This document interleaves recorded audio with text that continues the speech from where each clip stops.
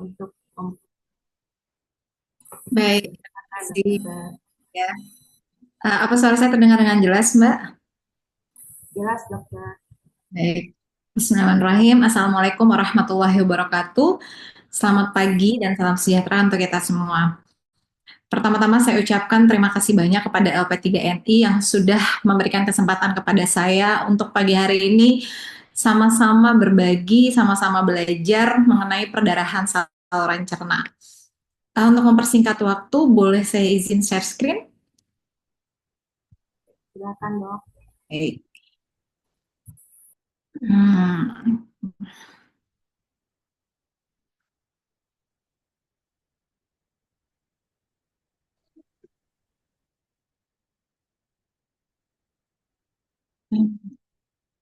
Maaf, maaf, sebentar, sebentar. Kok ini ya? Ini. Hmm.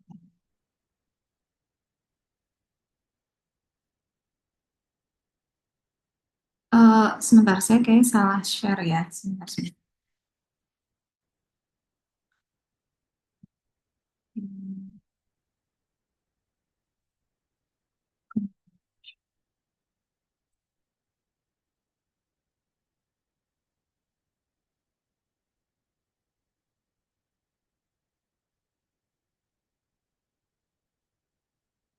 Terlihat nggak ya slide saya? Belum terlihat ya? Belum dok. Belum. Oke, sebentar. Kok nggak gitu?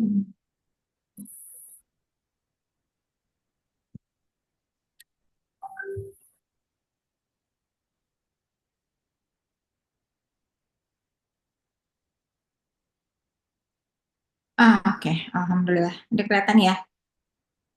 Iya Gimana? dok. Lihat? Sudah. Baik. Baik. Ya, pada pagi hari ini saya diberi kesempatan untuk membicarakan mengenai penata laksanaan perdarahan saluran cerna. Untuk outline pembicaraan saya pada pagi hari ini, pertama saya mungkin akan bahas sedikit mengenai anatomi saluran cerna, kemudian bagaimana tata laksana saluran perdarahan saluran cerna atas, kemudian bagaimana tata laksana saluran cerna perdarahan saluran cerna bagian bawah, kemudian kesimpulan. Sebagai pendahuluan, jadi memang insidensi terjadinya perdarahan saluran cerna atas ini merupakan sebanyak 100 sampai 150 perawatan dunia per 100.000 populasi per tahun. Etiologi paling banyak dari perdarahan saluran cerna atas adalah pertama ruptur varises esophagus itu sekitar 50 sampai 60%, kemudian gastritis erosif 25 sampai dengan 30%, ulcus pepticum 10 sampai 15%, kemudian penyebab lainnya 5%. Nah, ternyata dari epidemiologi didapatkan mortalitas dari perdarahan saluran cerna atas bahkan mencapai 25%. Sedangkan untuk perdarahan saluran cerna bawah sendiri, ini tidak ini lebih sedikit dibandingkan perdarahan saluran cerna atas karena ternyata insidensinya hanya 20 sampai 27 perawatan di dunia per 100.000 populasi per tahun. Dan etiologi terbanyaknya adalah dari lesi kolorektal sebanyak 60 sampai 80% dan dari lesi usus halus sebanyak 2 sampai 9% dengan angka mortalitas atau angka kematiannya sebanyak 2 sampai 4%. Ini dari anatomi saluran cerna, kita akan membedakan mana sih yang kita kenal sebagai saluran cerna atas dan yang mana kita kenal sebagai saluran cerna bawah. Saluran cerna atas dan saluran cerna bawah ini dibatasi oleh suatu ligamentum yang disebut dengan ligamentum treats. Nah, ini yang membatasi antara duodenum dan jejunum. Di sini ada satu ligamen namanya ligamentum treats, sehingga kita membedakan kalau saluran cerna atas itu terdiri dari mulai mulut, oral cavity, kemudian kerongkongan, esophagus, gaster, stomach, lembut, kemudian usus kecil atau duodenum. Kemudian sedangkan di bawah ligamentum trace kita kenal dengan saluran cerna bawah yang dimulai dari jejunum, ileum, kemudian lanjut ke usus besar yaitu cecum, kemudian kolon, kemudian rektum dan lanjut dengan hingga terakhir itu adalah anus. Nah, ini mungkin gambarannya. Jadi perbatasan itu ligamentum trace itu adalah batasi di duodenum, kemudian di bawah dari duodenum langsung terdiri dari jejunum, ileum itu disebut dengan usus halus. Kemudian usus besar itu adalah mulai dari colon secum, kemudian colon ascendens, colon transversum, colon descendens, colon sigmoid, kemudian rectum, kemudian anus. Jadi memang batasnya adalah ligamentum rectus. Kita akan berlanjut setelah kita mengetahui anatomi dari perdarahan saluran cerna dari saluran cerna atas dan saluran cerna bawah, maka kita akan berlanjut ke perdarahan saluran cerna atas. Nah, secara definisi tadi, perdarahan saluran cerna atas adalah bisa terjadi secara non varises, kalau bersumber bisa juga varises gitu ya, dari saluran cerna proksimal dari ligamentum treats. Kemudian secara klasifikasi perdarahan bisa ada perdarahan yang nyata atau kita sebut dengan overt, atau perdarahan yang samar kita sebut dengan occult. Ada satu perdarahan lagi namanya adalah perdarahan yang obscure. Jadi obscure ini adalah perdarahan yang bila kita sudah melakukan endoskopi atau teropong saluran cerna tapi tidak ditemukan sumber perdarahan.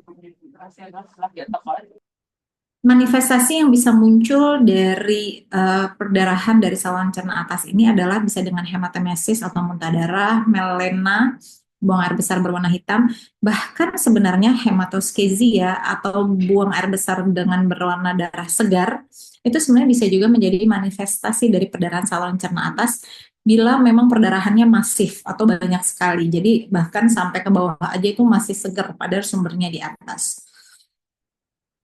Dan memang perdarahan yang secara nyata atau perdarahan yang secara samar atau occult biasanya hanya tampak secara mikroskopik dari pemeriksaan darah samar feses. Dan biasanya gejalanya diikuti dengan anemia defisiensi besi atau anemia karena kekurangan zat besi. Nah, ini etiologi yang paling sering berdasarkan konsensus nasional penata laksanaan perdarahan saluran cerna bagian atas yang non varises. Ternyata adalah nomor 1 ulkus gaster sebanyak 30%, kemudian gastritis erosif 27,5%, gastritis 10%, dan ulkus yang gastroduodenal, jadi melibatkan usus halus duodenum itu sebanyak 10%. Namun ternyata penyebab yang lain juga banyak, ada esofagitis erosif, duodenitis, dan kalau yang perdarahannya varisel, nah ini ternyata banyak, varises esofagus bisa 5-30%. Ada kasus yang disebut dengan Mallory Weiss tears, itu 5-15%, dan juga ada malformasi dari pembuluh darah, itu sebanyak 5%. Mungkin saya akan membahas sedikit mengenai etiologi, kemudian seperti apa sih kita akan menggali kalau misalnya pasien datang dengan perdarahan saluran cerna atas. Jadi kita biasanya akan lihat seperti apa manifestasinya pasiennya datang, kemudian kita biasanya cari tahu dari mana sih sumbernya, secara peranamnesis kita akan gali apa yang menyebabkan. Kemudian, nah ini secara garis besar dibagi misalkan resiko dari penggunaan obat-obatan NSAID, kemudian apakah nanti kita evaluasi ada tidaknya infeksi dari H. pylori, bakteri H. pylori, kemudian apakah ada pasiennya dengan sirosis hepatis, kemudian juga ada dengan sumbatan dari vena porta. Kemudian, nah ini secara patofisiologi bila diakibatkan oleh karena bakteri H. pylori atau penggunaan obat-obatan NSAID atau karena stres secara fisik, itu biasanya akan menyebabkan ketidakseimbangan antara yang mempertahankan mukosa dinding lambung dengan yang justru merusak dari dinding lambung, sehingga akhirnya akan mengakibatkan terjadinya erosi dari mukosa lambung. Akhirnya akan menyebabkan terjadinya ulkus. Nah, akhirnya itu yang akan menyebabkan terjadinya perdarahan saluran cerna.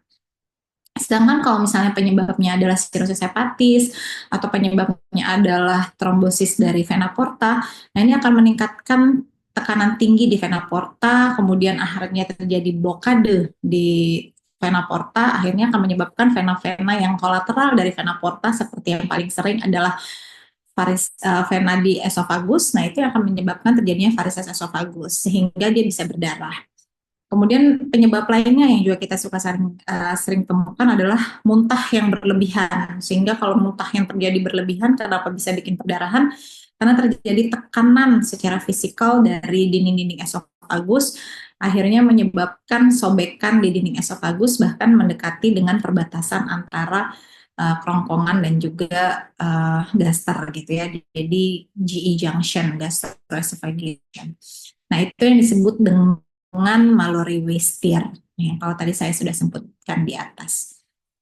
Nah, munculnya bagaimana kita juga harus tanyakan pasiennya kalau misalnya memang penyebabnya itu sampai masuk perdarahannya ke gaster, itu akan menumbuhkan yang namanya melena atau cavity ground emesis, jadi warnanya lebih kehitaman. Atau tapi kalau misalnya dia munculnya dengan jumlah yang besar, nah itu biasanya kalau cuma di kerongkongan munculnya dengan muntah darah, bukan dengan melena. Bagaimana kita menegakkan diagnosis perdarahan saluran cerna atas? Tentu tadi saya sebutkan dengan melakukan anamnesis, dengan pemeriksaan fisik. Kalau kami para dokter biasanya melakukan pemeriksaan rectal touche atau kita melakukan colok dubur, kemudian kita melakukan pemeriksaan laboratorium secara lengkap, darah, kimia, fungsi hati, koagulasi. Terus kadang kita melakukan NGT untuk memastikan apakah perdarahannya masih terjadi. Dan yang paling penting adalah kita lakukan endoskopi, bahkan bisa sampai dengan imaging yang lain seperti CT angiografi, radionuclide scanning, dan arteriografi selektif. Ya, ini adalah kondisi di mana kalau misalnya pasien datang dengan perdarahan saluran cerna, algoritma membagi melihat apakah pasiennya dalam kondisi hemodinamik yang stabil atau tidak. Kalau misalkan pasiennya dengan kondisi hemodinamik yang stabil, nah kita bisa melakukan endoskopi saluran cerna bagian atas dalam waktu 24 jam. Jadi tidak perlu terlalu terburu-buru. Jadi sifatnya bukan segera. Tapi kalau misalkan stabil, hemodinamiknya tidak stabil atau terjadi perdarahan hebat, yang pertama adalah yang paling penting kita melakukan resusitasi dari pasiennya, yaitu penata laksanaan awal, kita berikan cairan yang cukup, bila perlu transfusi, oksigenisasi gitu ya. Kemudian lalu kita harus mempersiapkan pasiennya segera dilakukan endoskopi secara darurat. Kemudian kalau memang setelah kita lakukan endoskopi dan sumbernya teridentifikasi, maka kita langsung bisa memberikan terapi sesuai dengan apa yang kita temukan saat dilakukan endoskopi saluran cerna. Namun kalau tidak, kita bisa melanjutkan untuk lakukan kolonoskopi, karena kita harus mencari dari mana sumber perdarahan tersebut. Kalau memang di atas tidak ketemu, berarti kita masuk lewat bawah kolonoskopi. Kemudian kalau masih tidak teridentifikasi juga, kita lihat apakah perdarahannya masih hebat berlanjut. Kalau memang iya, kita melakukan modalitas yang lain, bukan lagi endoskopi, tapi kita biasanya meminta untuk CT angiografi atau pemeriksaan yang mengevaluasi kalau tadi tahu bahwa ada secara anatomi ada perdarahan saluran cerna, ada saluran cerna atas, ada usus halus dan ada usus besar. Jadi kalau kolonoskopi kita tahu bahwa hanya mengevaluasi usus besar. Jadi kalau dari atas tidak ketemu, dari bawah tidak ketemu, maka kita bisa mengevaluasi usus halus dengan tindakan enteroskopi. Bila masih belum bertemu juga, maka kita harus melakukan yang disebut dengan enteroskopi push gitu ya, secara mendalam atau deep enteroskopi. Kemudian kalau memang tidak juga bertemu, ya berarti kita lanjutkan lagi dengan biasanya kita konsultasikan ke bedah untuk mungkin perlu evaluasi dan kita open surgery.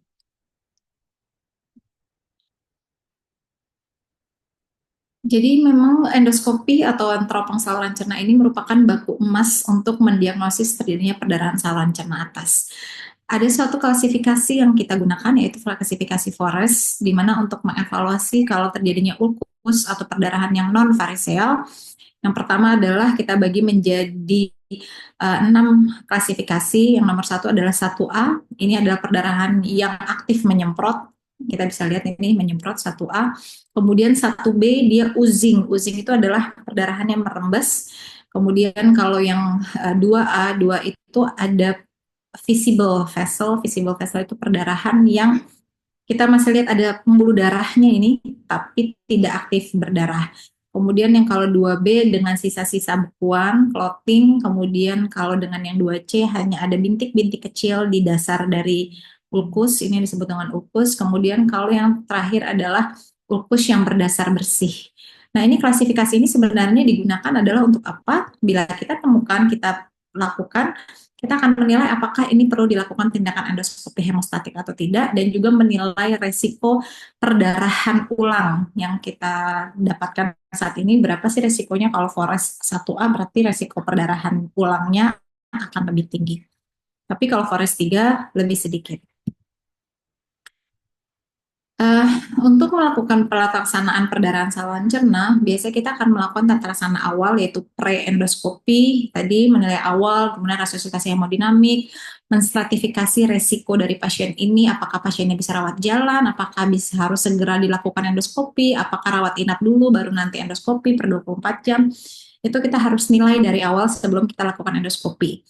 Kemudian pemasangan selang nasogastrik, kemudian apakah perlu sampai dilakukan intubasi endotrakeal karena khawatir terjadinya aspirasi dengan perdarahan saluran cerna yang banyak. Kemudian kita perlu memberikan terapi PPI, prokinetik, bila perlu asam tranexamat dan obat-obatan yang lain. Kemudian juga bila perlu kita lakukan transfusi. Untuk tata laksana endoskopi yang penting adalah menentukan waktu pelaksanaan endoskopinya, kemudian setelah itu kita diagnostik, kemudian bila perlu kita lakukan hemostatik, dan bila nanti terjadi perdarahan berulang, maka kita harus melakukan endoskopi ulang.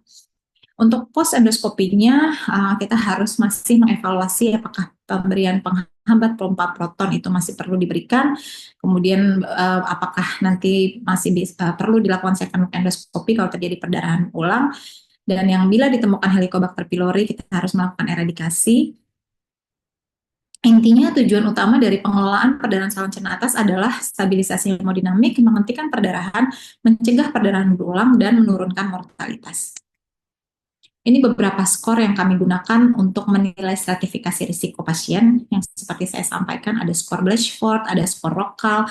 Jadi ini untuk membantu keputusan awal, kapan dilakukan endoskopi, apakah bisa pulang atau perlu perawatan yang intensif misalkan atau seperti masuk ICU atau tidak. Nah, ini 2 skor yang biasanya kami gunakan.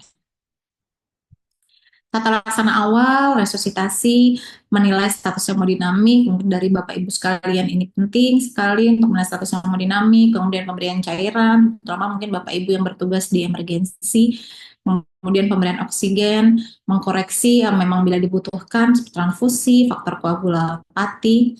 Nah, pemasangan NGT memang tujuannya adalah untuk mencegah aspirasi, dekompresi, dan menilai perdarahan sehingga sebenarnya tidak semua kasus perdarahan saluran cerna atas perlu dipasang NGT. Nanti kita perlu pantau apakah yang keluar itu dari NGT itu pasiennya aktif atau tidak, sehingga nanti kita bisa menilai apakah pasiennya perlu dipuasakan atau tidak. Dan memang sekiranya NGT sudah mulai jernih, sebenarnya pasiennya sudah bisa kita lanjutkan pemberian diet, mungkin awalnya dengan diet cair biasanya, dan nanti mungkin akan naik bertahap. Kemudian transfusi biasanya kita berikan untuk HB yang di bawah 8, kemudian kalau trombosit di bawah 50.000. Beberapa farmakologi mungkin ini saya cepat saja yang bisa diberikan, tentunya kalau yang perdarahan non variseal kita biasanya berikan PPI golongan zol seperti omeprazol, omeprazol, pantoprazol gitu ya, yang golongannya zol-zol. Kemudian prokinetik ini juga bisa kita berikan, tujuannya untuk apa? Biasanya supaya pada saat endoskopi itu untuk mengurangi perdarahan yang sedang berlangsung, jadi visualisasi operator endoskopinya itu lebih jelas karena perdarahannya sudah berusaha untuk dievakuasi dengan prokinetik. Perdarahan obat lain untuk perdarahan variseal seperti somatostatin, octreotide, dan juga vasopressin.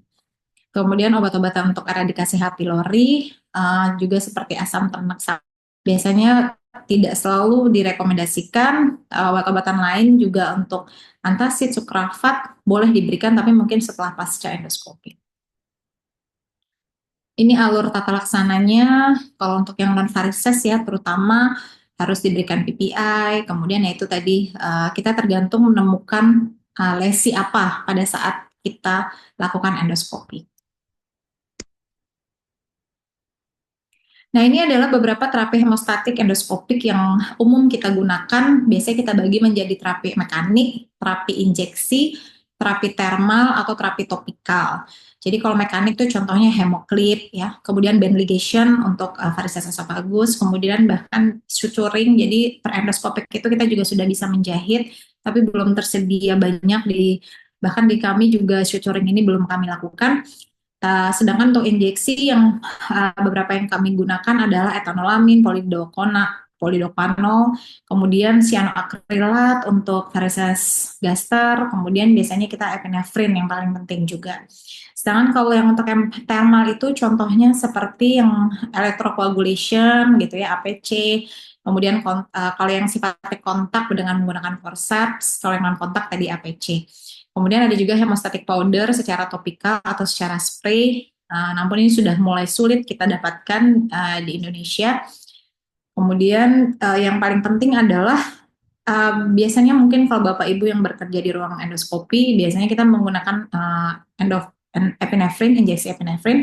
Tapi yang penting adalah epinefrin ini tidak boleh digunakan sebagai monoterapi terhadap hemostatik endoskopi, sehingga tidak ada modalitas tunggal yang superior dibandingkan modalitas lain, sehingga harus dikombinasi. Dan biasanya pilihan modalitasnya nih dari mekanik, injeksi, thermal, topikal, kita gunakan berdasarkan tipe perdarahan, lokasinya ada di mana, fasilitas apa yang tersedia, pengalaman dari operator endoskopiknya, dan tentunya secara biaya.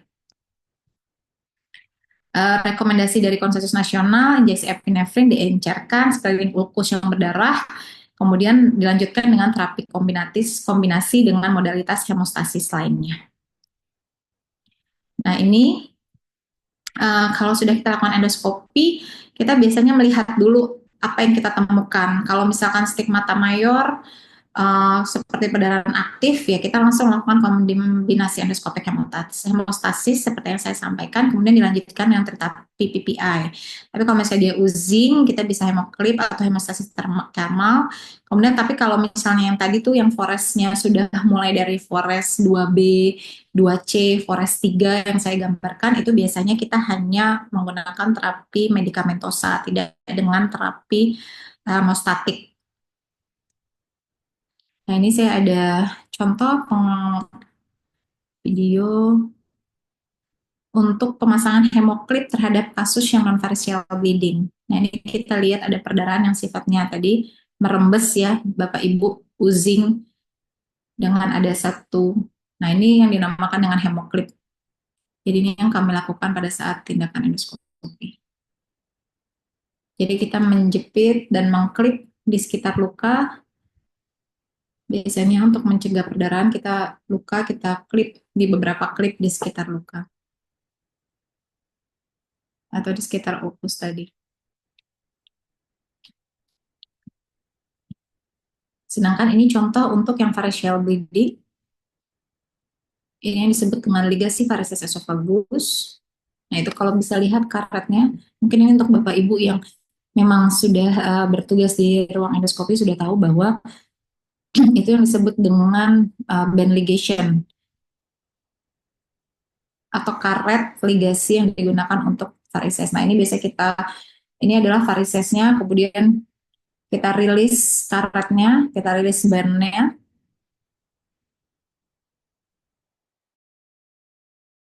Nah akhirnya kita bisa lihat bahwa varisesnya terikat dengan band atau karet yang berwarna biru ini. Baik. Nah ini contoh lain, jadi varises itu ada varises yang di kerongkongan atau esofagus, namun ada juga varises yang di lambung atau varises gaster. Tata laksananya berbeda. Kalau yang di varises gaster kita tidak melakukan ligasi, tapi kita melakukan injeksi cyanoacrylat. Ya contohnya. Jadi kita menggunakan injektor. Nah itu yang menonjol itu adalah varises di lambung atau di gaster. Nah yang kita suntikan melalui injektor yang berwarna putih ini adalah suatu cyanoacrylat yang sifatnya dia akan menyebabkan matinya jaringan pembuluh darah tersebut. Sehingga nanti dia akan mengeras dan tidak berisiko untuk berdarah lagi. Nah, ini sedang kita suntikkan.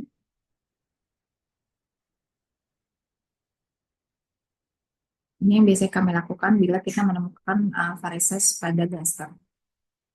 Nah itu kalau melihat ada cairan yang keluar dari injektor, nah itu jadi timbul ini varisesnya seperti adanya cairan yang masuk dan akhirnya muncul. Itu saya injeksi cyanoacrylat yang kami gunakan pada varises gaster untuk mencegah perdarahan. Baik, serasa itu cukup untuk perdarahan saluran cerna atas, kemudian saya akan berlanjut untuk perdarahan saluran cerna bawah. Perdarahan saluran cerna bawah ini keluarnya darah dari saluran cerna di bawah ligamentum teres ke arah distal hingga ke rektum. Kalau berdasarkan onset dibagi menjadi akut dan kronik. Kalau akut kurang dari 3 hari, kalau kronik itu biasanya hilang timbul dalam jangka waktu yang panjang. Klasifikasi perdarahannya sama, bisa overt, nyata, occult itu sama, obscure juga sama. Jadi kalau obscure itu bedanya sumbernya tidak bisa teridentifikasi bahkan kopi maupun pemeriksaan radiologi. Etiologi yang paling sering, beberapa etiologi dari perdarahan saluran cerna bawah itu bisa diverticular disease, kemudian yang lain ada hemoroid, ada fisura anak, kemudian ada amnioekstasis, kalau gangguan pembuluh darah, kemudian bahkan bisa radang-radang seperti inflammatory bowel disease, colitis ulceratif, itu juga bisa menyebabkan perdarahan. Bisa juga karena polip, bahkan yang juga paling sering yang tadi saya sebutkan adalah kanker kolorektal atau kanker usus. Manifestasi yang tersering adalah hematoskezia, yaitu buang air besar berwarna merah marun atau merah segar. Kemudian ini kalau tadi saya sampaikan sedikit mengenai patofisiologi, ada divertikulosis, angiodisplasia, colorectal cancer, colitis infeksi, colitis iskemik. Nah ini berbagai macam patofisiologi yang akhirnya bisa menyebabkan perdarahan saluran cerna bawah. Dan biasanya munculnya dengan hematoskezi, terus biasanya bisa menyebabkan kekurangan darah yang juga sifatnya signifikan. Kemudian akhirnya pasiennya juga datang dengan kondisi anemia. Bahkan bisa sampai datang dengan kondisi shock hipovolemik. Alur diagnosisnya sama, semuanya harus dimulai dengan anamnesis, dengan pemeriksaan fisik yang baik, yaitu juga dengan colok dubur, dilakukan pemeriksaan laboratorium yang lengkap, endoskopi, bahkan tadi sampai enteroskopi kalau tidak ketemu sumber perdarahannya, dan juga beberapa pemeriksaan radiografi bisa dilakukan. Nah ini juga sama, bila pasien datang dengan hematoskezia, kita selalu pertama kali adalah menilai apakah hemodinamiknya stabil atau tidak. Kemudian kalau stabil kita bisa lanjut kolonoskopi, namun kalau tidak stabil tentu selalu adalah resusitasi pertama dahulu, kemudian kita stabilkan, baru kita lanjut dengan kolonoskopi. Nah itu kalau udah kolonoskopi tergantung teridentifikasi atau tidak sumbernya. Kita bisa lanjut lagi nih, misalkan tidak, kita lanjut ke endoskopi saluran cerna atas, karena kan kita baru mulai dari bawah, jadi dibalik kalau tadi di atas nggak ketemu, kita ke bawah. Kalau di bawah nggak ketemu, kita ke atas. Kalau atas bawah tidak bertemu, kita bisa lakukan pemeriksaan usus halus atau dengan enteroskopi maupun CT angiografi. Nah, pelaksanaannya tentu saja adalah resusitasi cairan nomor 1, terus kemudian apa yang ditemukan ya tergantung daripada saat kita lakukan kolonoskopi. Ini tadi sama ya, kita harus oksigenasi, transfusi darah sesuai indikasi.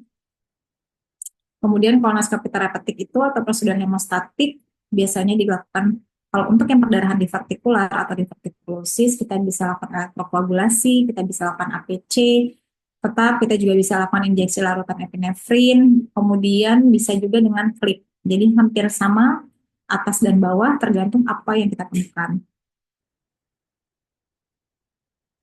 Ya, kalau untuk angiodisplasia, kita bisa lakukan APC karena ini merupakan lini pertama yang tingkat akibatnya tuh tingkat perforasinya akan rendah kalau kita lakukan APC dan risiko kekambuhannya jadi minimal untuk kasus-kasus dengan kelainan pembuluh darah atau disebut angiodisplasia.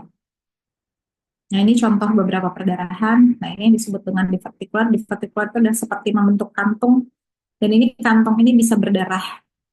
Kemudian ini adalah angiodisplasia, yaitu adanya kelainan pembuluh darah.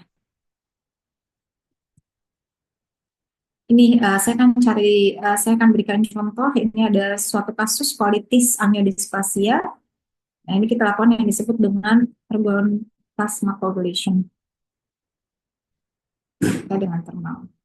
Nah, jadi ini menggunakan mesin. Ini adalah yang biru ini adalah probe-nya. Kita memberikan aluran. Nah kalau bisa dilihat itu ada kilatan-kilatan cahaya. Ini adalah yang disebut dengan argon plasma coagulation. Jadi bisa dilakukan untuk kasus-kasus angiodisplasia.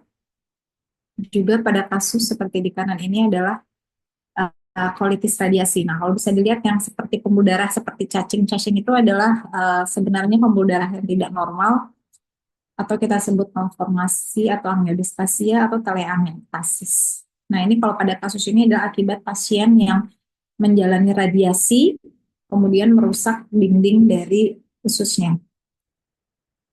Nah, itu kalau bisa lihat adanya kilatan-kilatan cahaya, nah itu kita arahkan ke pembuluh darahnya sehingga menghentikan perdarahan dari pembuluh darah.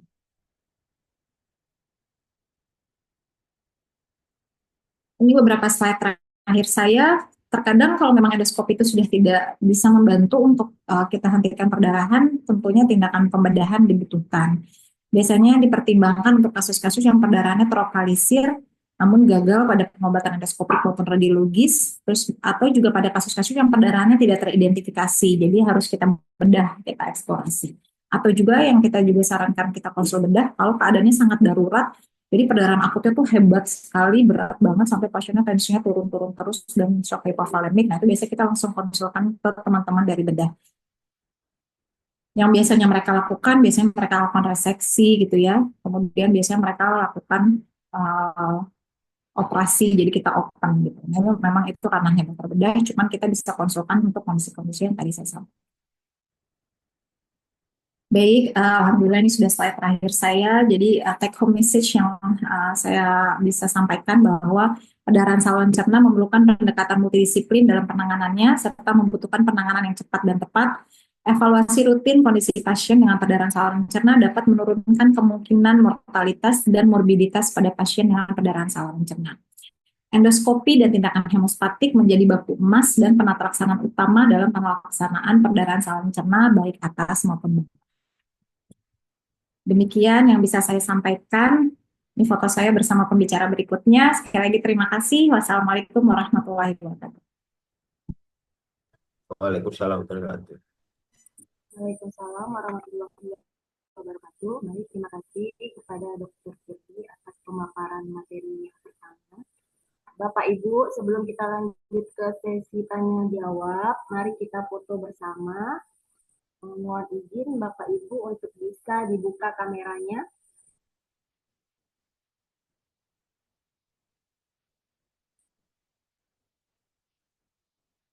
Baik, di sini ya. Bisa dibuka kameranya Bapak Ibu. Baik. Di sini ada 4 slide. Mari kita mulai dari slide pertama. 1, 2, 3. Lanjut. Kemudian slide kedua. 1, 2, 3. Lanjut slide ketiga. 1, 2, 3. Slide terakhir. 1, 2, 3. Baik, Bapak Ibu. Baik. Kemudian acara kita lanjutkan dengan sesi tanya jawab. Untuk pertama kita buka 3 penanya. Silahkan Bapak Ibu jika ingin berinteraksi langsung bisa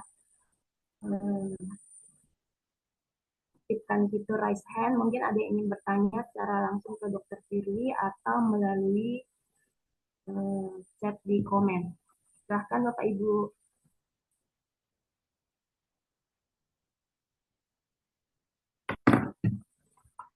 Baik, untuk ada yang ingin bertanya Bapak Ibu?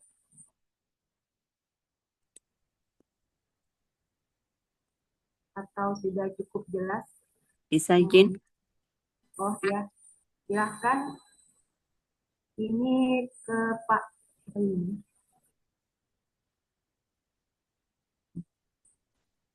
Silahkan fitur raise hand-nya Bapak Ibu. Ya. Iya. Ya, Bapak Muhammad Rofi ya. Silahkan Bapak, bisa diaktifkan kameranya. Nama dan asal institusi Pak. Iya Pak, iya Bu. Halo? Ya Pak, silakan nama dan asal institusi Pak dari mana? Oh iya, saya Muhammad Rofi dari RSCM Bu. Ya baik, silakan Pak Rofi. Ya. Terdengar suara saya ya Bu ya? Terdengar Pak. Untuk pertanyaan ke Dr. Firly, mohon izin untuk kasus pasien yang varises mungkin di fundus atau di gaster itu akan dilakukan injeksi isoakril gitu ya. Untuk persentase terjadi embolisasi gitu berapa persen sih dok? Itu Oke, sih. Terima kasih Dr. Firly. ya. Embolisasi itu adalah bisa menjadi memang, terima kasih Mas Rofi pertanyaannya. Ini nanyanya di RSCM aja Mas Rofi. Oh, enggak ya.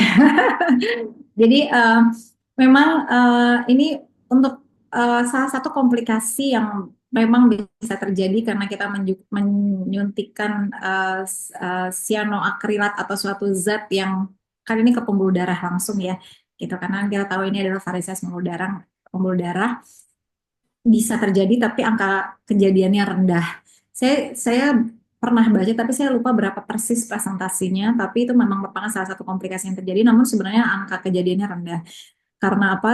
Sebenarnya ini benar-benar tergantung dari bagaimana operator, kemudian bagaimana tekniknya injeksinya, kemudian tentunya juga perawat-perawat yang mendampingi atau asistennya juga mendampingi, karena kita tahu ada beberapa teknik yang biasanya kita tidak hanya menggunakan cyanoacrylate, tapi kita juga menggunakan uh, cairan gitu ya, yang memang sifatnya untuk mencegah terjadinya pembekuan secara cepat gitu. Jadi ini tergantung dari teknik dan juga tergantung dari prosedur. Tapi angka persisnya Mas Raffi saya lupa, cuman sebenarnya angka komplikasi emboli parunya itu rendah. Karena ini sifatnya adalah ke varises ya, Bu. Maksudnya kalau varises itu kan vena, bukan ke arteri, bukan ke pembuluh darah arteri. Mungkin nanti saya cari berapa persis angkanya. Tapi itu memang bisa merupakan salah satu komplikasi yang sebenarnya angka kejadiannya rendah. Terima kasih Dr. Firly. Untuk selanjutnya kepada Ibu Satya Rashid, tadi ada yang mau bertanya Ibu, silahkan. Ya, terima kasih banyak. Assalamualaikum warahmatullahi wabarakatuh. Waalaikumsalam warahmatullahi wabarakatuh. Saya dari Makassar, Rumah Sakit Wahidin Sudirohusodo Makassar.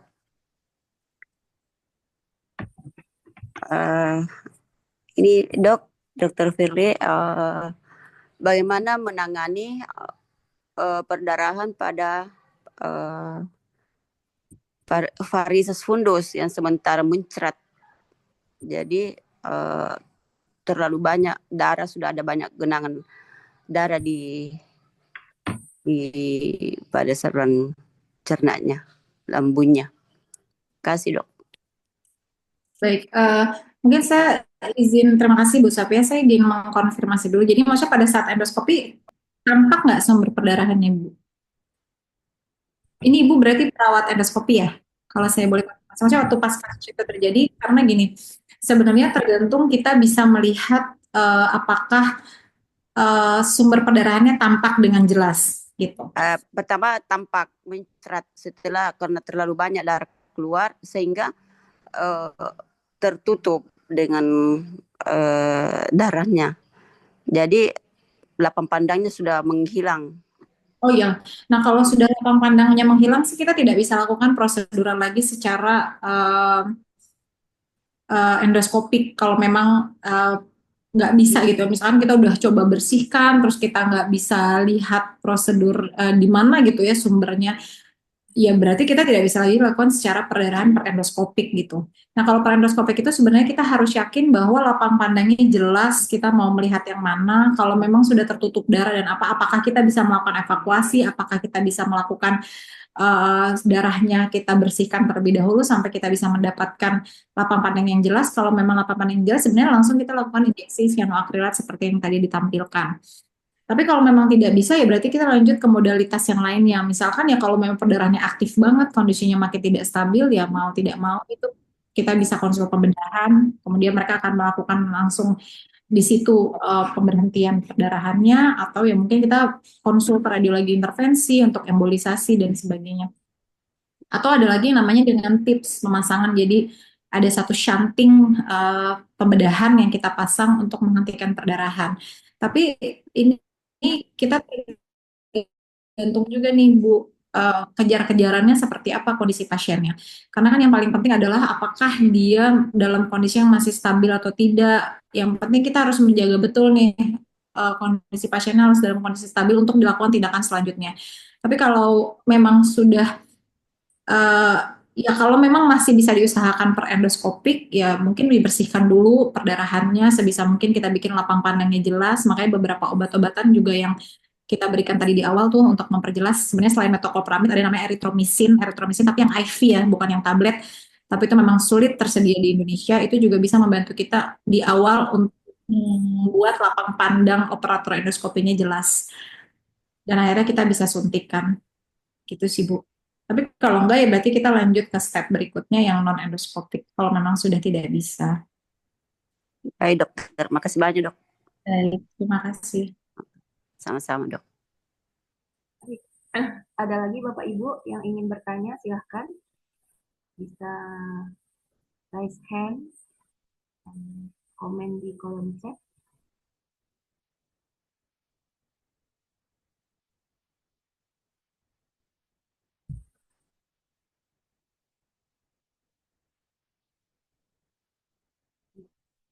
Tampaknya udah pada paham semua nih dok.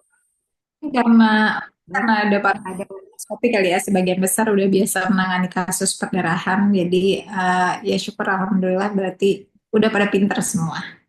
ada satu lagi dok, silahkan Ibu Fitria, bisa diaktifkan kameranya.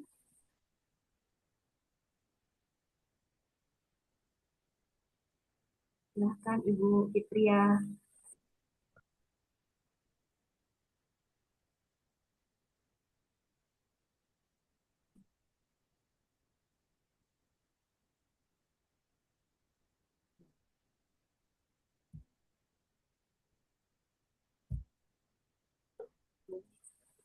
Baik, jika tidak ada, mungkin ada tambahan lagi dari Dokter Firly dok sebagai penutup.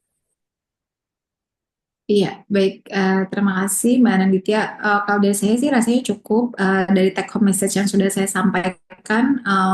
Mungkin paling pentingnya adalah Bapak Ibu sekalian, biar bagaimanapun tindakan endoskopik itu dilakukan tergantung dari kondisi pasiennya yang hemodinamiknya stabil atau tidak. Jadi yang paling penting memang pada tata laksana awal dari perdarahan saluran cerna atas maupun bawah adalah menilai pasiennya stratifikasi resikonya, apakah pasien ini stabil atau tidak, aman atau tidak, perlu resusitasi cairan terlebih dahulu, dan sebagainya, dan sebagainya. Jadi baru kita akan berlanjut ke tindakan endoskopi, tapi yang paling penting justru adalah penata laksanaan awal, sampai pasiennya dalam kondisi yang stabil. Ini ada dari kolom komen, ini dari Bapak Luhur Prawito, menurut konsensus nasional penata laksanaan PSCA adalah dengan injeksi epinefrin yang diencerkan. Berapa pengenceran yang direkomendasikan? mungkin Suster Risa nih yang biasa bantu saya nih.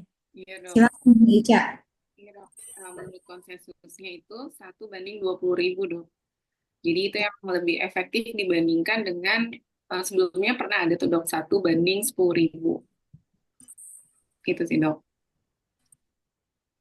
Ya, jadi biasanya itu yang kami lakukan kalau di RSCM kita encerkan ke 1:20.000. Memang biasanya biasa 1 sampai 10.000 ya Mbak Ica.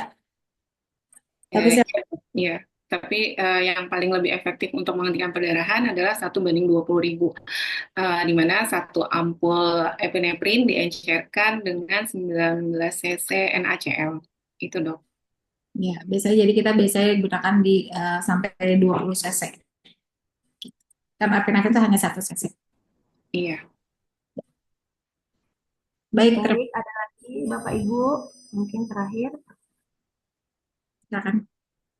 silahkan. Baik, jika tidak ada Bapak Ibu, untuk sesi pertama bersama Dr. Firly kita cukupkan sampai di sini. Terima kasih Dr. Firly atas waktunya. Kemudian jika dokter ada keperluan lain, silakan meninggalkan webinar ini. Atau jika ingin tetap mengikuti juga kami persilahkan. Ya. Baik, untuk sesi selanjutnya kita ke Mbak Risa ya. Ya, terima kasih ya Dr. Firly. Terima kasih, sama-sama. Dok. Baik, Bapak Ibu peserta, saat ini kita lanjutkan untuk pemaparan sesi kedua yang akan diberikan oleh Mbak Risa Ismadewi. Sebelumnya, saya akan membacakan CV dari Mbak Risa. Terima kasih Dokter Firly.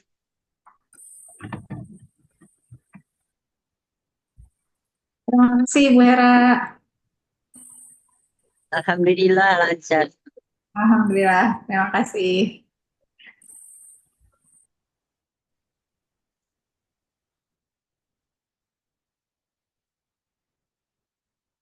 Ya, baik. Untuk narasumber selanjutnya, ini ada dari Mbak Nurse Risa Ismadewi SK.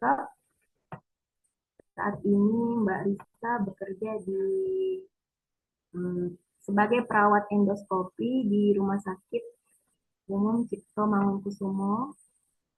Kemudian untuk pendidikan, Mbak Risa lulusan dari Fakultas Keperawatan Universitas Indonesia.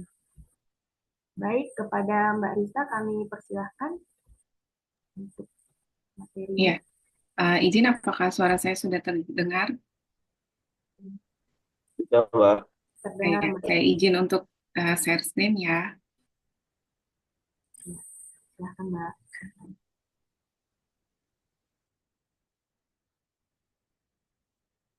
Ya, apakah sudah terlihat? Sudah. Sudah, Mbak.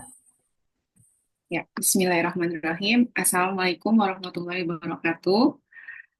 Terima kasih atas kesempatan yang diberikan oleh LP3NI yang kepada saya untuk membahas di sini tentang tata laksana perawat endoskopi pada hematemesis melena dan hematozezia.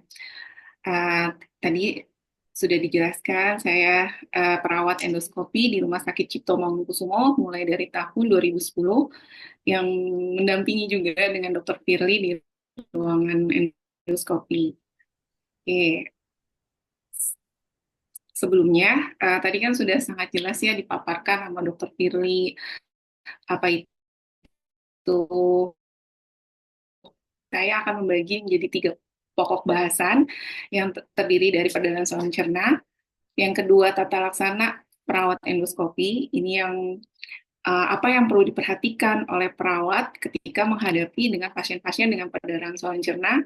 Yang ketiga, modalitas endoskopi, di mana modalitas endoskopi ini yang tadi Dr. Firi juga sudah menjelaskan dengan sangat jelas dan gamblang. Modalitas endoskopi ini merupakan hal yang penting untuk menghentikan perdarahan pada saluran cerna. Di sini peran penting perawat untuk bisa mendampingi operator, untuk mendampingi dokter, baik itu sebelum tindakan, pada saat tindakan ini lebih terlihat peranannya perawatnya, sampai dengan ke pos tindakan. Oke, tadi Dr. Firly sudah menjelaskan dengan sangat gamblang apa itu bedanya antara hematemesis melena dengan hematozezia. Yang tadi dibilang bahwa hematemesis adalah muntah darah segar, sedangkan melena itu BAB yang berwarna hitam. Sedangkan kalau misalnya hematozezia itu artinya BAB yang berwarna darahnya segar. Atau pada saat pengkajian itu lebih dijelaskannya kayak misalnya, oh saya BAB darahnya segar dan menetes. Itu ciri khasnya dari si hematozezia. Nah, sama seperti Dr. Firly tadi jelaskan, ada perdarahan saluran cerna bagian atas dengan perdarahan saluran cerna bagian bawah, yang dimana manifestasi klinisnya itu pasien mengalami hematemesis melena ataupun sampai ke hematozezia. Nah, di sini juga kita sebagai perawat tidak hanya untuk mengetahui, oh iya pasiennya muntah darah segar, tapi kita juga bisa melakukan pengkajian fisik yang lebih mendalam seperti melihat dari aspirasi yang tadi Dr. Piri juga bilang, dari aspirasi menggunakan NGT, kalau misalnya dia berdarah, berarti ada kemungkinan perdarahannya itu dari saluran cerna bagian atas. Sedangkan kalau misalnya dari hasil NGT-nya itu jernih, kemungkinan itu perdarahan saluran cerna bagian bawah. Selain itu juga kita perlu melihat dari data-data penunjang dari pasiennya. Kita melihat dari rasio bun dengan kreatinin. Di mana kalau misalnya perdarahan saluran cerna bagian atas, kemungkinan nilai dari bunnya itu akan meningkat lebih dari 35. Hal ini terjadi kenapa? Karena darah yang ada di dalam saluran cerna itu akan akan diubah menjadi asam amino, di mana asam aminonya ini akan diubah oleh hati menjadi urea. Nah, selain itu juga pada pasien-pasien dengan perdarahan saluran cerna bagian atas, pasien ini hampir 50% pasien dengan perdarahan masif. Maka terjadinya mekanisme pasien mengalami hipovolemia. Tubuh akan melakukan kompensasi di mana ginjal akan mereabsorpsi urea sehingga terjadinya kedua mekanisme ini akan meningkatkan bun pada pasien yang perdarahan saluran cerna bagian atas. Selain itu juga pada saat melakukan pemeriksaan fisik dengan menggunakan stetoskop itu terjadinya peningkatan bising usus pada perdarahan saluran cerna atas. Kenapa? Karena dianggap darah itu merupakan zat asing sehingga terjadinya peningkatan peristaltik usus. Oke, tadi sudah dijelaskan. Tadi sudah dijelaskan dengan jelas bahwa kalau melena itu ciri khasnya itu BAB yang berwarna hitam dan berbentuk seperti lumpur. Sedangkan kalau hematemesis yaitu artinya muntah darahnya itu muntah darah segar. Nah, ada juga yang misalnya pasien dengan, oh iya saya BAB-nya hitam, tetapi tidak berbentuk seperti lumpur, mohon maaf seperti tai kambing. Nah, itu bukan termasuk dari bagian dari melena. Nah, sedangkan yang tadi juga Dr. Firi sudah jelaskan dengan sangat jelas bahwa hematemesis itu bisa bermuntah darah segar ataupun coffee ground. Dimana kalau misalnya dia muntah darah segar, ini biasanya kondisi pasiennya itu mengarah dari sedang ke parah, dari sedang ke parah. Nah, ini disebabkan dari perdarahannya itu darahnya itu tidak kontak dengan asam lambung. Sedangkan kalau yang coffee ground dia itu karena darahnya terkumpul di dalam saluran cerna, dia bertemu dengan asam lambung, bahkan mungkin bisa sampai menetes ke bagian perdarahan saluran cerna bawah atau menimbulkan terjadinya hematostesia. Nah, ini secara garis besar saja beberapa penyebabnya bisa tadi disebabkan karena adanya varises, ataupun adanya ulkus, ataupun dengan massa. Nah, ini merupakan hal penting yang perlu diketahui oleh perawat, baik itu perawat endoskopi ataupun perawat umum, di mana critical nursing-nya itu yang tadi Dr. Firly pastikan bahwa kaji hemodinamik pasiennya, dilihat apakah hemodinamiknya ini pasien stabil ataupun tidak stabil. Maka melakukan pengkajian airway breathing sirkulasi. Kita lihat jalan napas pasiennya seperti apa, nadinya bagaimana, tekanan darahnya seperti apa, atau ada nggak tanda-tanda mengarah ke shock. Nah, ketika hemodinamik pasiennya tidak stabil, maka kita sebagai perawat harus mengaktifkan akut manajemen, di mana kita harus menstabilkan jalan napas pasien, sirkulasinya, pasiennya ini apakah sudah terpasang dengan IV lamp yang besar, karena ini dimungkinkan resusitasi cairan yang tadi Dr. Philip jelaskan, itu langkah awal, tata laksana awal, baik itu cairan, koloid, ataupun darah, itu harus membutuhkan akses vena yang besar seperti baik itu di CVC ataupun di perifer.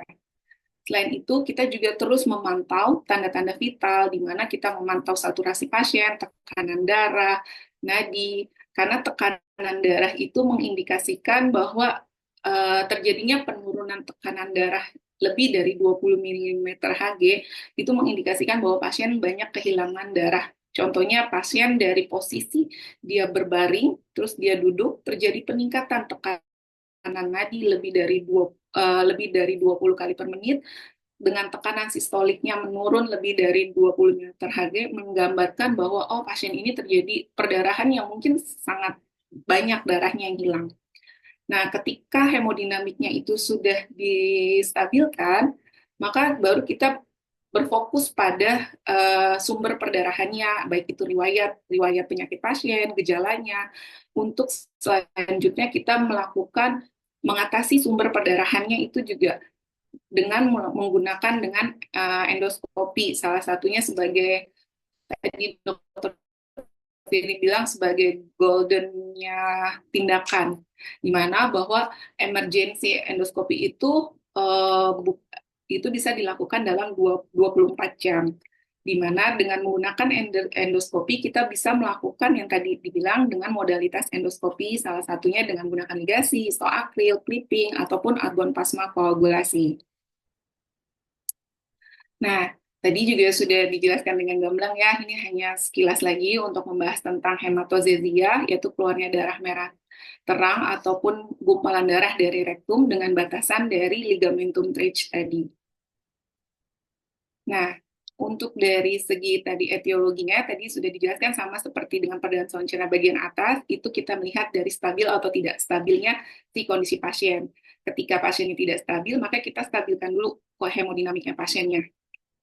Selain itu, kalau misalnya pasiennya itu dengan stabil, ini adalah bagiannya pengkajiannya seorang perawat, kita bisa bertanya, Bapak ada nyeri atau enggak? Nah, ini nyeri ini yang menggambarkan ketika pasien tidak ada nyeri, ini bisa disebabkan karena berbagai macam, entah itu karena hemoroid, atau perdarahan dari divertikal, ataupun adanya angiodisplasia.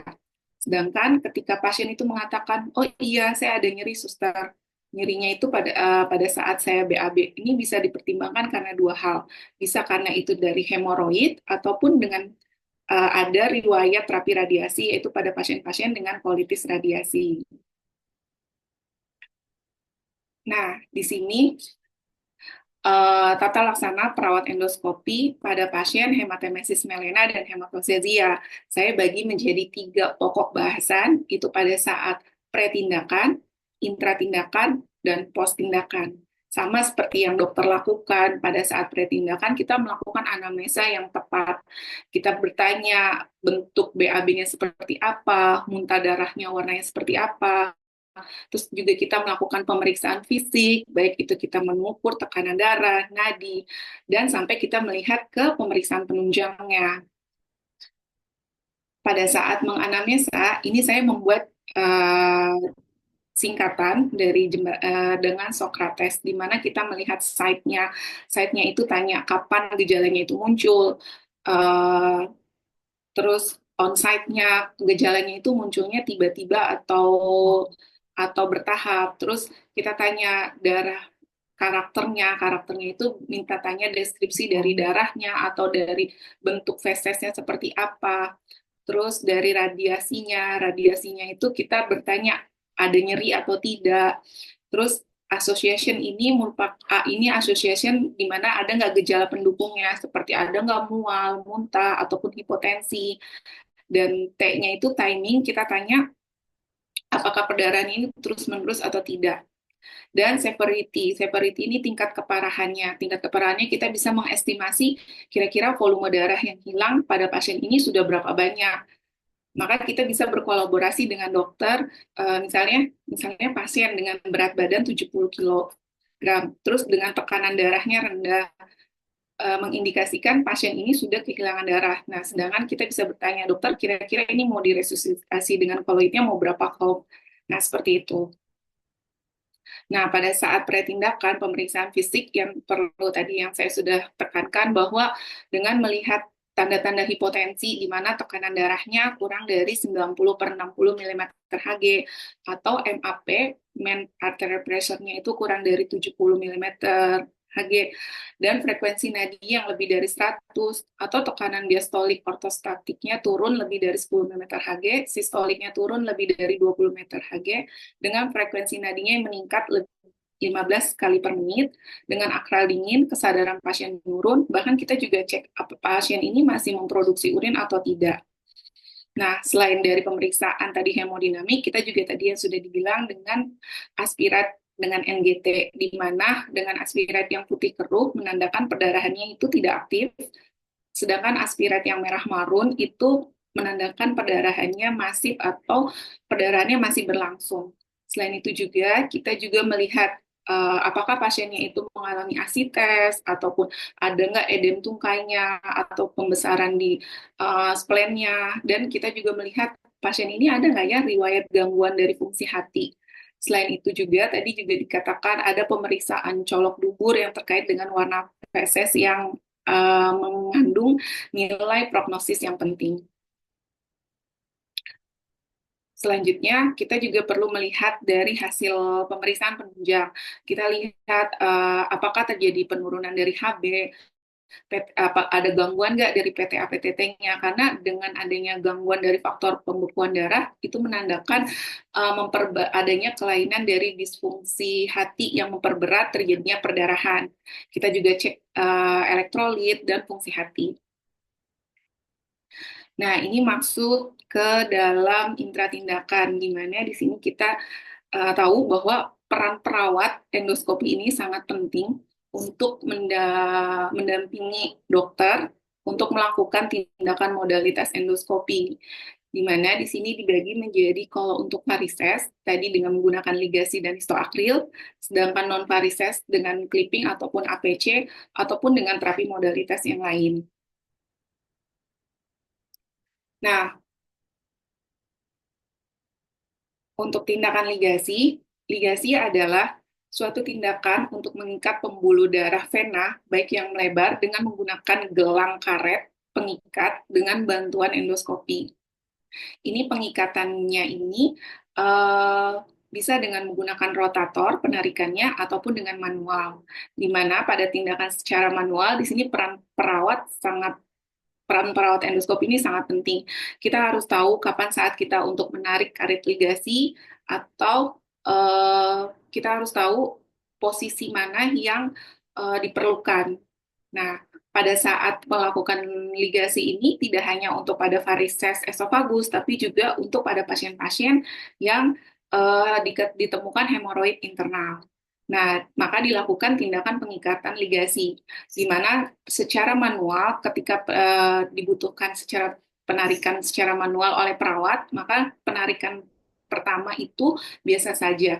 Pada saat perawat untuk menarik, dia harus melihat berapa banyak dari varises itu yang sudah masuk ke dalam lapang pandang scope yang bisa dilihat ini.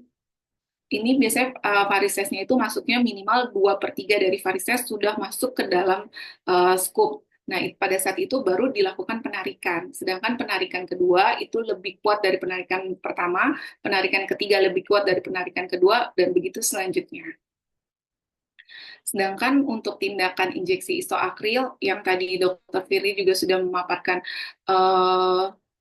videonya, bahwa ini digunakan pada varises di gaster atau di fundus, di mana ini merupakan prosedur medis menggunakan lem jaringan yang berbasis N-butyl cyanoacrylate atau dengan nama dagangnya yang kita kenal dengan histoakril, disuntikan ke dalam pembuluh darah yang pada varises gaster. Nah, pada saat kita melakukan persiapan sebagai perawat endoskopi, histoakril ini akan diencerkan dengan menggunakan lipiodol.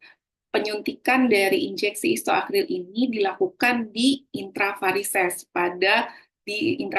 bukan pada paravarises.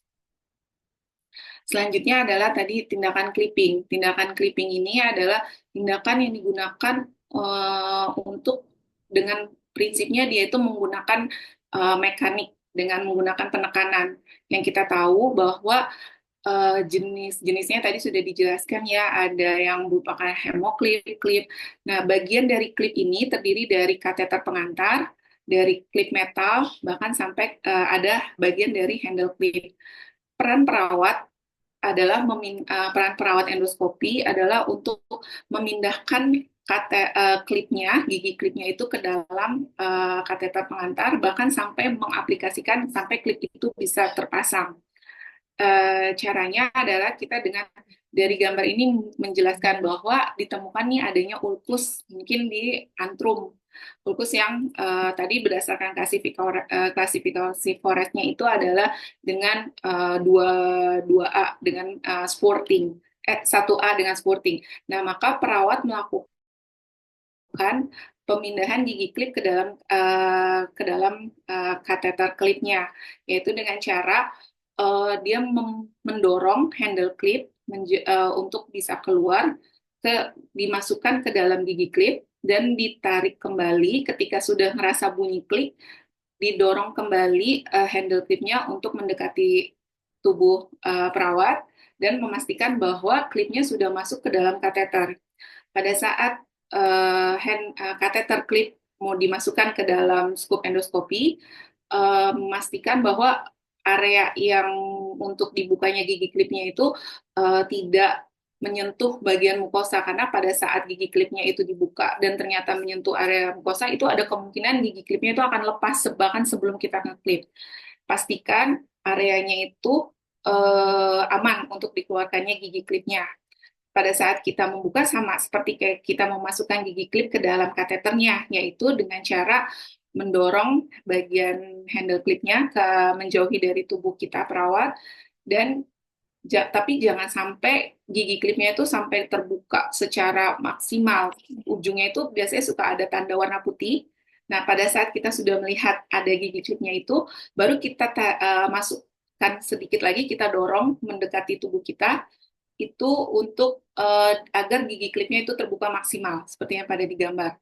Nah, pada saat dokter meminta mengarahkan, oh iya, posisinya vertikal atau posisinya horizontal, kita bisa memutar dari bagian handle clipnya sesuai dengan arah yang dibutuhkan. Pada saat dokter melakukan suction secara penuh dan kita boleh menutup gigi klip, kita tutup handle clipnya dengan seperti kita biopsi, itu untuk memastikan bahwa gigi klipnya itu tertutup dengan sempurna. Nah, selanjutnya adalah untuk tindakan argon plasma koagulasi, di mana kita juga sebagai seorang perawat endoskopi, kita harus tahu nih, satu unit APC itu terdiri dari generator listriknya, gas argon, kanul APC, sama saklar kaki, dan elektroda netral yang untuk ke pasiennya.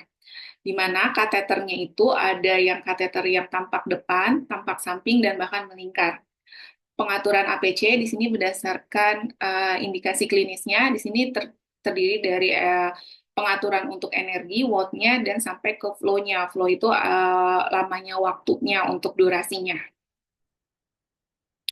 Nah, hal yang perlu diperhatikan pada saat kita mendampingi tindakan APC adalah di mana kateter APC-nya itu tidak boleh sampai menyentuh mukosa saluran pencernaan.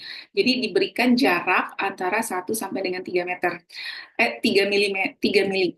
Nah, di sini pun kita perlu tahu nih lapis mukosa mana yang lebih sensitif atau lebih tipis terhadap dari gas argon ini gitu kan, dimana bahwa gaster itu ternyata mukosanya itu kurang begitu sensitif dibandingkan dengan yang kolon kolon sebelah kanan ataupun sekum. Jadi ternyata kalau sekum itu ternyata lebih sensitif, lebih tipis dibandingkan dengan gaster. Nah, ini juga misalnya pada tindakan APC pada pasien-pasien yang GAVE. GAVE itu gastric antral vascular ectasia. Jadi tindakan APC juga untuk modalitas perdarahan saluran cerna bagian atas. Di sini digambarkan bahwa terjadi pada pasien GAVE ini juga dibutuhkan tindakan APC. Selain itu juga untuk APC juga digunakan pada pasien dengan kolitis radiasi yang tadi Dr. Firly juga sudah menggambarkan bahwa untuk salah satu tata modalitasnya adalah menggunakan APC pada pasien-pasien yang kolitis. Selanjutnya, tata laksana perawat endoskopi pada pasien hematemesis melena dan hematozezia untuk pos tindakannya. Ini peran perawat setelah tindakan, yaitu kita harus memastikan pasien itu dalam posisi yang mantap ataupun semipolar untuk mencegah aspirasi. Yang kedua, pasien ini pun harus dipuasakan terlebih dahulu setelah dilakukan tindakan modalitas, baik itu minimal 4 jam. Kita berkolaborasi dengan dokter dan memantau tanda-tanda rebleeding atau kaji skala nyeri pasien setelah tindakan. Selain itu juga, kita juga harus memperhatikan komplikasi yang bisa terjadi, yaitu mulai dari shock, aspirasi pneumonia akut, gagal ginjal akut, bahkan sampai ke anemia akibat darinya perdarahan. Nah, ini ringkasannya bahwa tadi saya meringkas bahwa untuk peran tata laksana baik sebelum, pada saat intra, dan bahkan setelah tindakan. Pada saat sebelumnya yaitu kita melakukan identifikasi, stabilisasi jalan nafas, pasang IV lens IV lens besar untuk resusitasi cairan, kristaloid, darah, dan pantau hemodinamik pasien. Sedangkan pada saat intra tindakan, kita itu memastikan jalan nafas pasiennya itu lancar dengan menggunakan healthy chin lip, atau mungkin lebih aman pasien itu dengan terintubasi untuk mencegah terjadinya aspirasi. Kita pastikan cairan kristaloid darah pasien itu tersedia, pantau ketat hemodinamik pasien, dan sumber teridentifikasinya sumber perdarahannya itu apakah sudah teridentifikasi dengan jelas dengan menggunakan endoskopi, dan apakah tindakan modalitas endoskopinya itu sudah kita lakukan. Nah, terus pada saat pos tindakannya kita pastikan posisi pasiennya itu semi-flower, aspirasi, pasien dipuasakan terlebih dahulu, maaf di sini harusnya minimal 4 jam, dan pantau tanda-tanda rebleeding setelah tindakan. Oke, sekian dari saya. Terima kasih.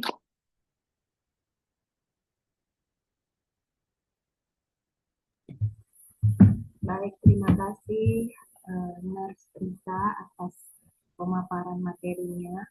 Baik, kepada Bapak Ibu peserta, silahkan jika ada yang ingin bertanya, bisa. Terima kasih, Bu Reza. Bu Reza, Iya, Ibu. Terima terima kasih. kasih. Alhamdulillah. Iya, Ibu. Silahkan Bapak Ibu jika ada yang ingin bertanya atau mungkin bisa sharing pengalamannya, dipersilahkan.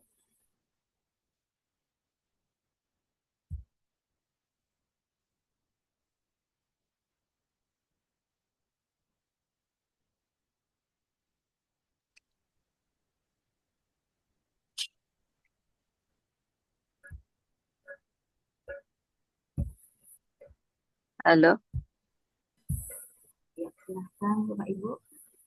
ya, permisi. Assalamualaikum, Silahkan. Mbak Risa. Silahkan. Waalaikumsalam, Bu Pia. Halo, ketemu lagi Mbak Risa. Kamu virtual. Iya, Bu.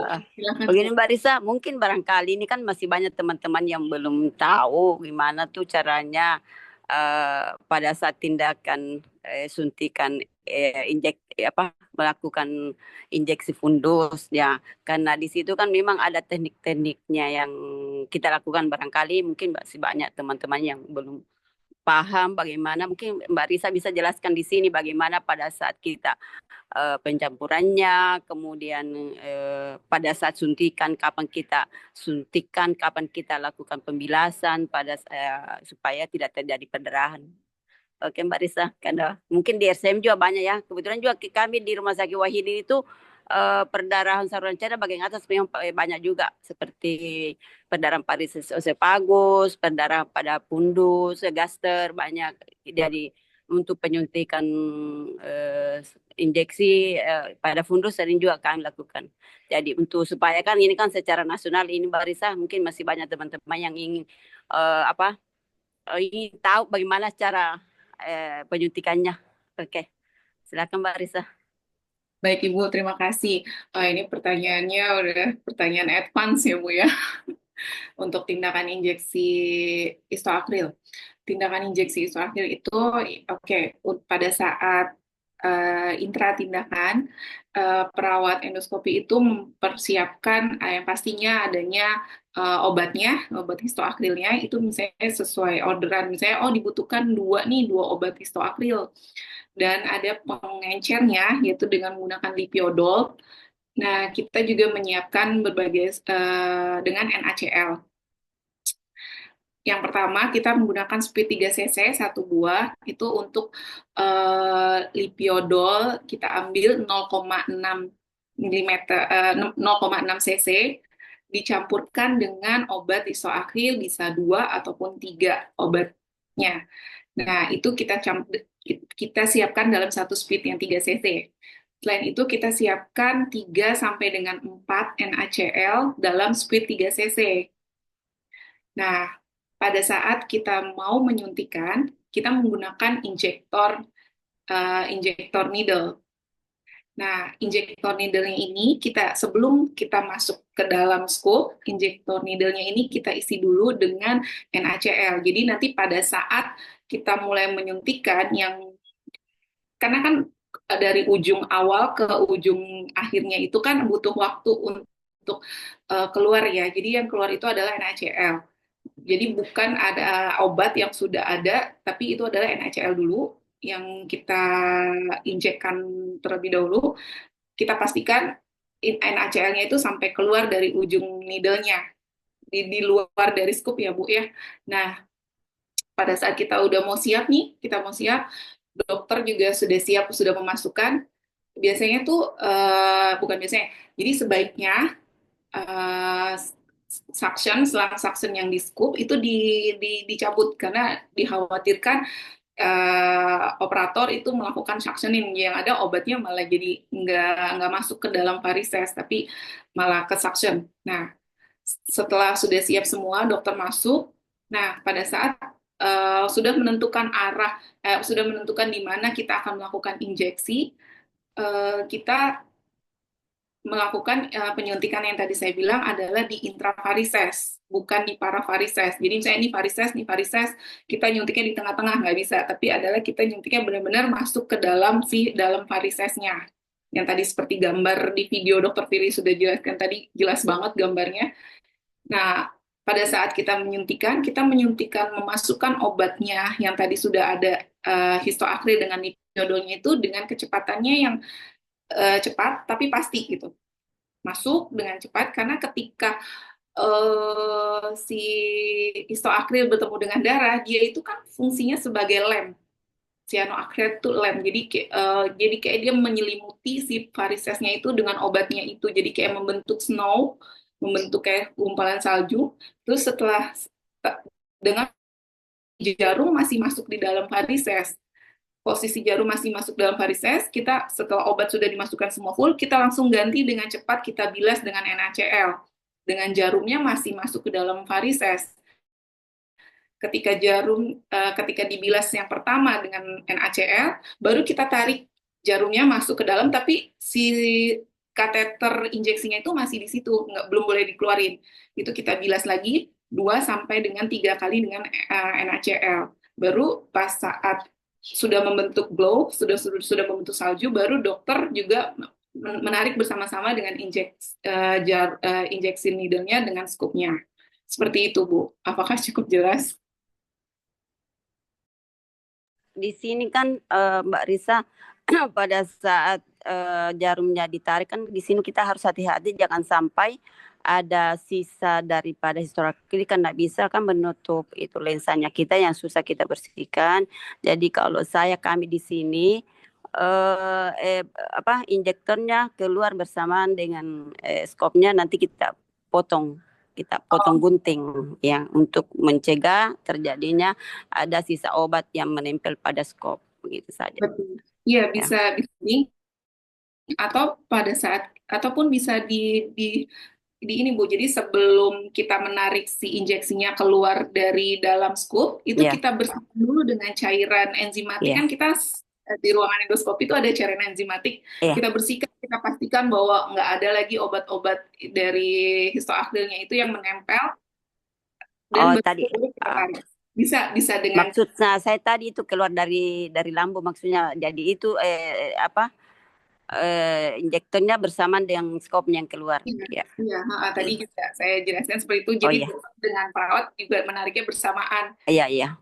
Tapi ada juga yang mungkin lebih amannya daripada skupnya rusak, mendingan kita gunting ya dari ujungnya, yang ujung dari injeksinya, atau kita pastikan kita bersihkan dulu dengan kasa dengan cairan enzimatik, kita pastikan bahwa itu sudah tidak ada obat yang menempel di skupnya, baru kita tarik injeksinya. Jadi emang ada berbagai macam versi sih, Bu. Oke, Mbak Risa, terima kasih banyak. Iya, Ibu, sama-sama. Ada lagi Bapak Ibu yang ingin bertanya atau sekedar sharing pengalamannya?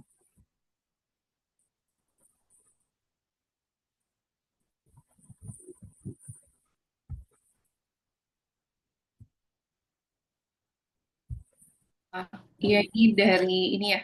ada dari Bu Kori nih, eh, lewat ICTech RSCM. Oh iya, iya Bu, untuk sarannya insya Allah nanti akan diperbaiki untuk dibuatkan video pada saat nanti saat penjelasan, karena memang belum ada sih Bu videonya.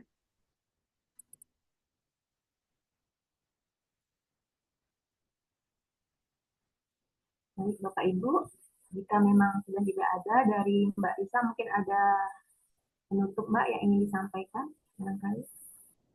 Hmm, Penutupnya yang tadi sudah dipaparkan bahwa peran perawat itu dalam penata laksanaan perdarahan saluran cerna baik atas maupun bawah itu sangat penting, terutama pada saat intratindakan di mana kita yang mendampingi operator atau dokter memastikan modalitas endoskopi yang kita punya, yang tersedia, yang ada di rumah sakit kita itu kita bisa mengoperasianakannya dengan baik dan benar, dan bisa memantau. Setelah itu kita memantau, melihat pos dari tindakannya, kita lihat apakah terjadinya tanda-tanda yang tadi dibilang, apakah itu terjadinya rebleeding kembali ataupun pasien dengan berkolaborasi dengan dokter terkait dengan dietnya. Seperti itu, Bu. Baik, terima kasih Mbak Risa atas pemaparan materinya.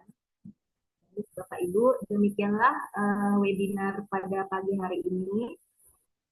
Jika tidak ada lagi yang ingin bertanya, saya Ananditya sebagai moderator pamit undur diri dan sampai bertemu di webinar selanjutnya.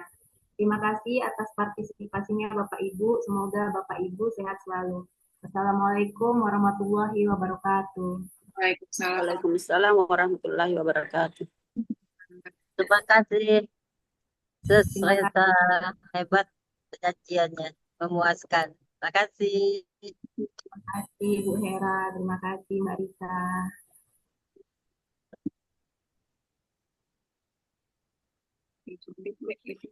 Saya izin live ya.